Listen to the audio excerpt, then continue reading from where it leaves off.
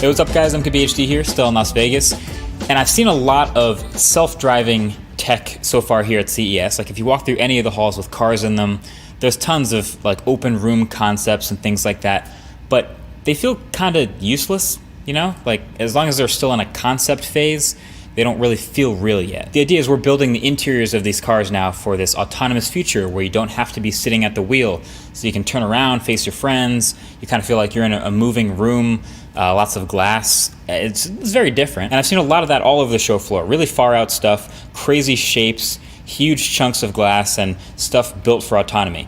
Actually, BMW, I think, had a sort of a happy medium. They showed me what they called the iNext, which is sort of a really futuristic vision of a next-gen car, but not too far in the future. So it has these wide-open spaces and touch-sensitive fabrics and surfaces for gestures, but it still sort of seems like a normal car. But still, without the actual self-driving tech in action, it's just kind of half the story. So then I got an email from a company called Yandex. You may know them as a Russian tech company. And they said, hey, come check out our autonomous car at CES. I'm kind of thinking, okay, well, I've seen a lot of autonomous concepts and things like that. How could this be much different? But then they said, listen, we have a fully autonomous, driverless car hitting the streets of Las Vegas with all the other regular cars right now. You can go for a ride. You in? So I'm super in. Let's do it.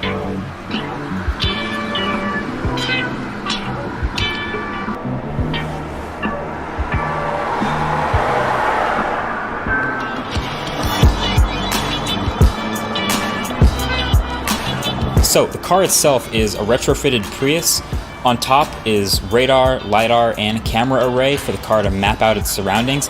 I think as someone who's used the autopilot from a Tesla, it helps me to not be as nervous in the back seat, but it's still crazy not having anyone in the driver's seat at all as the car navigates the streets. There's a safety engineer in the passenger seat which had a kill switch next to him for if anything happened to go wrong or it needed to be interrupted. But we did about a 15-minute loop around real streets, real drivers, real people, and everything went smoothly, and it was kind of still trippy the whole time. This really feels like the future, I gotta say. It might not be this crazy self-driving interior that everyone else is talking about, but this tech part is cool to me. The details are that this is a small area in Las Vegas that was already mapped by this company, so it was a predetermined route and the car knew where it was gonna go. But everything else, road conditions, the other cars, the pedestrians, the traffic lights, the turns, speed changes, all of that was decisions made by the car. But all of that makes sense for a taxi. I mean, you map the town or city you want to be in, you have predetermined routes for pickup and drop off, and then the taxis are driverless and they just go from there. And the even cooler, nerdier part is these iPad Pros you're seeing, that's a visualization of what the sensors on top of the car are seeing in real time. So the radar, LiDAR, and cameras are all combining to identify what is other cars on the road, what's pedestrians, what is a stationary object, and seeing things up to 250 meters away in every direction. So things 6-7 cars away were on the iPad that I couldn't even see in real life out the windows. So there are some red paths, and when we start driving, you're gonna see some green paths. And basically what I'm seeing here is it's evaluating what's currently happening on the road and what's about to happen. Red paths, no good. Green paths, good.